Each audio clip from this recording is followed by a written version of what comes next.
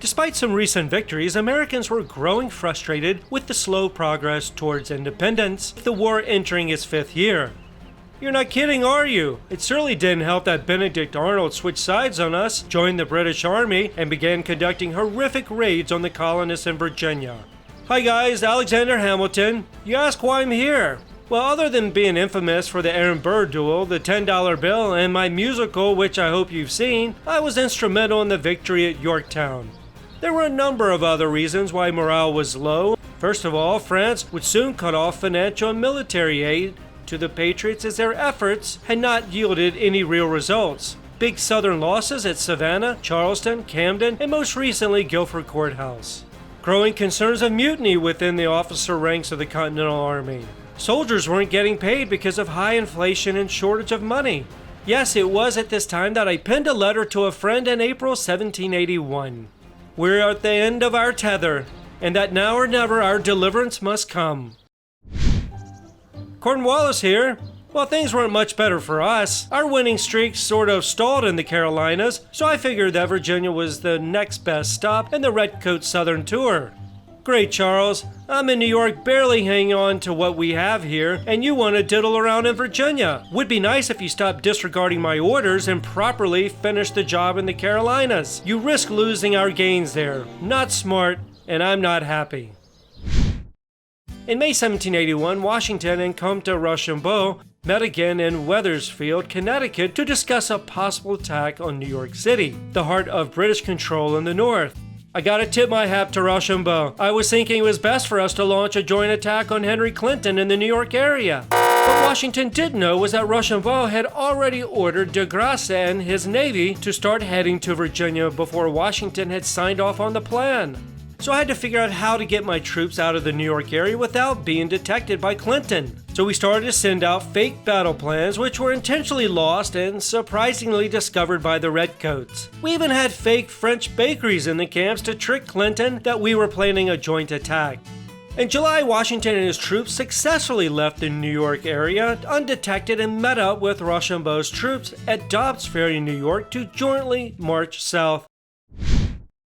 I arrived at Petersburg, Virginia on May 20th, and I was getting a bunch of confusing messages from Henry Clinton. There was no confusion on my end, crystal clear to me. Anyways, I dispatched at the end of August Admiral Tom Graves, his fleet, and troops from New York to Virginia to help out Cornwallis.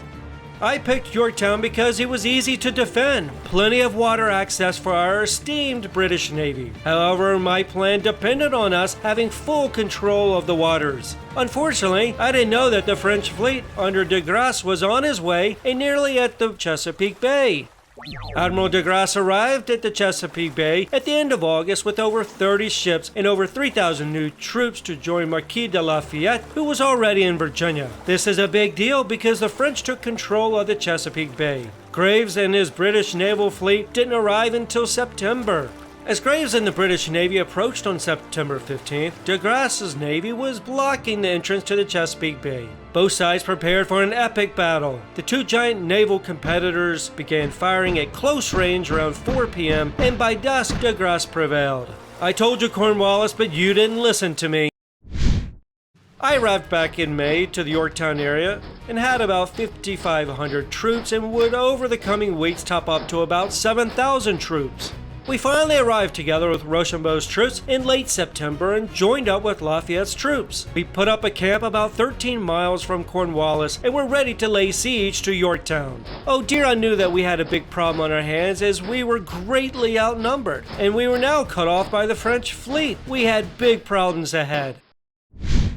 I erected a number of redoubts to make it harder for those pesky patriots to reach us, but the American and French troops began to creep closer and closer by digging parallel trenches. By October 3rd, the Allies surrounded Yorktown and were ready to launch the siege. Starting on October 6th, a number of trenches were built to get in range of the British forces. Just a little bit later, Washington began an artillery bombardment on the afternoon of October 9th that lasted for nearly a week to prevent Cornwallis from repairing his defenses. That's right, we bombarded the Redcoat positions day and night so Cornwallis didn't have a chance to rebuild his defenses. After 5 days and nights of heavy artillery bombardment, Washington ordered new trenches dug that would require the taking of British redoubts number 9 and number 10. On the evening of October 14th, the American and French allies began their assaults. Washington gave me the responsibility to capture redoubt number 10. I had prepared intensely for this mission, and I'd be darned if I weren't going to succeed.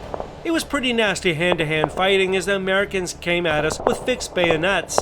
We surrounded number 10 redoubt and charged it with all of our might. We finally overwhelmed the redcoats and took control. What a success! Not only was this a great victory, but we had only sustained about 35 casualties. The French had a tougher time with redoubt number 9, but they were victorious in the end. I tried a counterattack on October 15th, but I was surrounded on all 3 sides by enemy artillery, and it was an abysmal failure.